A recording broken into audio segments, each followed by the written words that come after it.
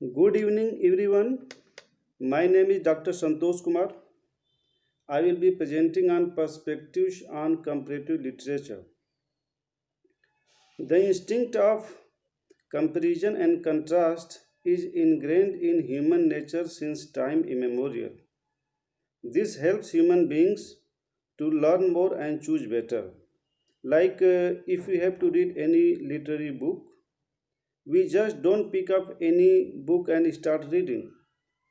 First, we try to know which is a better book, or a good writer's book, or a masterpiece. This instinct of comparison works at every level of human life, and literature is a good example of it.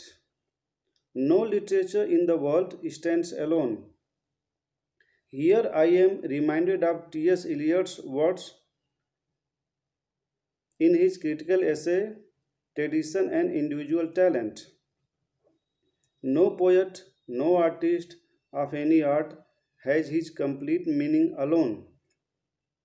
You cannot value him alone. You must set him for contrast and comparison. The term comparative literature came into existence as a reaction against what we know today as national literature.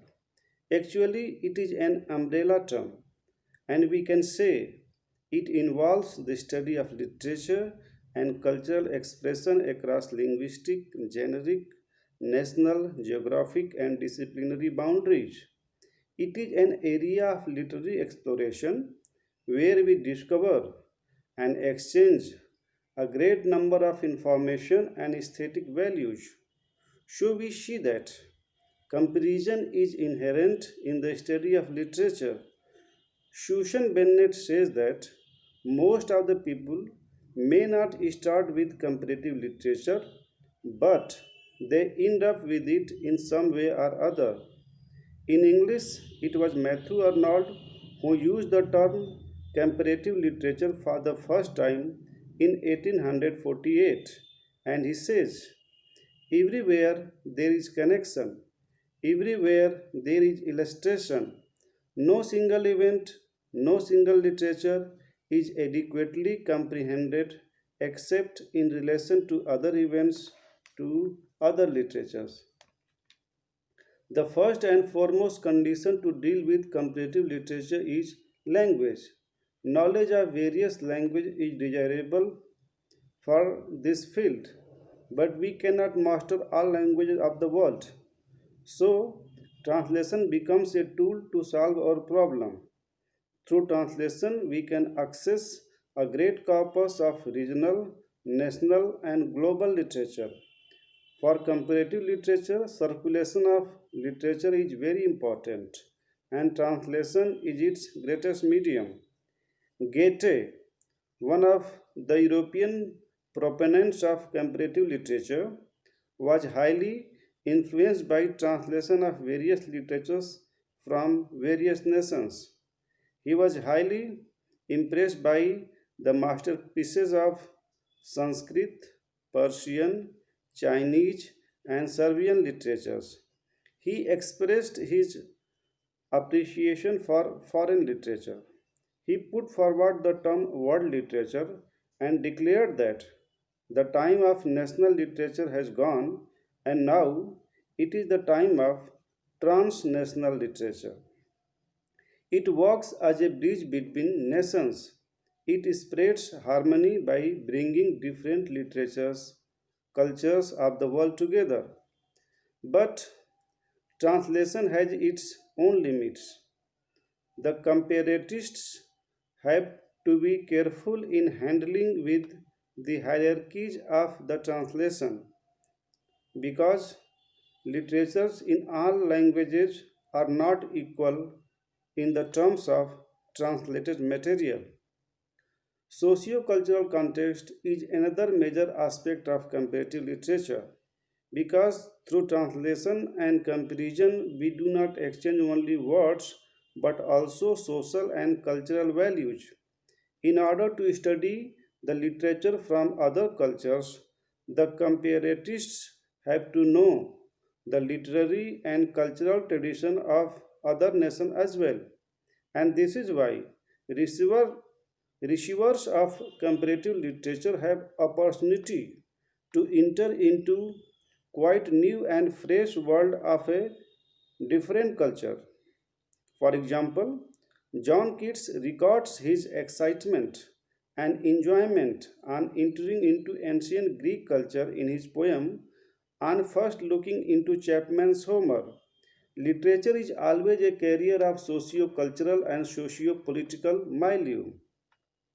Along with it, the awareness of historical background of the regions and nations are also important for comparative literature. Not only literary texts but historical documents are also relevant and helpful in comparative literature. It is imperative to talk in brief about the perspectives of Western school on comparative literature like German school, French school, American school, and Russian school that evolved with the passage of the time. German school emphasized on the study of themes, that is thematology, which aimed to study the themes across the cultures. It was influenced by the Prague school of structuralism also. French school of comparative literature adopted empirical and positivistic outlook, and it focused mainly on study of reception and influence. This school based its study on historic approach, which aimed to discover how a single stream of thought reached different nations with the passage of time. American School of Comparative Literature came into existence as a reaction against the French school, and it adopted aesthetics as its study approach. This school emphasized on parallelism and intertextuality, which indicates that all texts are important and connected to each other in some way or other. Henry Remarque, the founding father of the American school, states comparative literature should not be regarded as a discipline of its own, but rather as a connecting link between subject and other areas. He said that it does not include just study of literatures, but also other domains of knowledge like music, painting, sculpture, architecture, philosophy, sociology, psychology, religion, chemistry, mathematics, physics, etc. Russian school visualizes comparative literature as the essence of universal literary equanimity, which is based on cultural and literary exchange of different nations. India has a very fertile ground for comparative literature along with its multilingual, multi-communal, multicultural and multi-literary phenomenon. The concept of comparative literature in India is traced back to Rabindranath Tagore's lecture delivered on the subject when he was invited by National Council of Education in 1907, where he gave comparative literature a new name, Vishwa Sahitya. Tagore's poem, Where Mind is Without Fear, gives us a glimpse of his large and comprehensive soul and his cosmopolitan spirit of Vishwabandhut and Vasudhaiv Kutumbakam. He considered that since the earth is one and not divided in pieces, so its inhabitants cannot have separate literatures from one another. He was of the opinion that we must free ourselves from self imposed boundaries of a region or a language. He said, from this narrow provincialism, we must free ourselves. He was in favor of connecting regional, national, and global literatures in order to enlarge our horizon of understanding of the literature. In terms of India, India being a multilingual, multicultural nation, Indian literature is comparative in its nature. In it, several Indian languages such as Hindi, Marathi, and Bangla, and several many, etc., are studied. Other than these, literatures written in regional dialects are studied along with these languages. This is why Indian literature, along with its literatures in different languages and regional dialects, is very rich and comparative by nature. Comparative literature can also be seen from the perspective of decolonization and post-colonialism in context of the third world countries like India. Through his book Orientalism in 1978, Edward Said had pointed out several ways in which third world countries were undermined in the works of the first world countries. So, this epistemology of comparison can be used to write back in order to tell the world the truth and real state of things. In order to encourage comparative literature as a new discipline in India, it is Jadavpur University which was first to establish comparative literature department in 1956.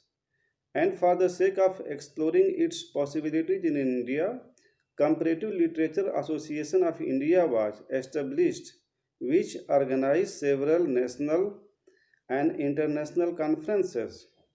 It declared its aim was to arrive at a conception of Indian literature which will not modernize our literature departments but also take care of the task of discovering the greatness of our literature and to present a panoramic view of Indian literary activities through the ages. Thus, we can conclude that we must have global approach, that is both global and local perspective towards literature. We must also take in account of national and our own personal perspective of the literature. Our efforts should be oriented towards receiving best from every literary tradition and aiming towards universal. In all literatures, there is something common with other literatures, and they have something special about themselves as well. The study of these commonalities and diversities do not promote exclusion, rather inclusion and creation and pave way to new dimensions. That's all. Thank you.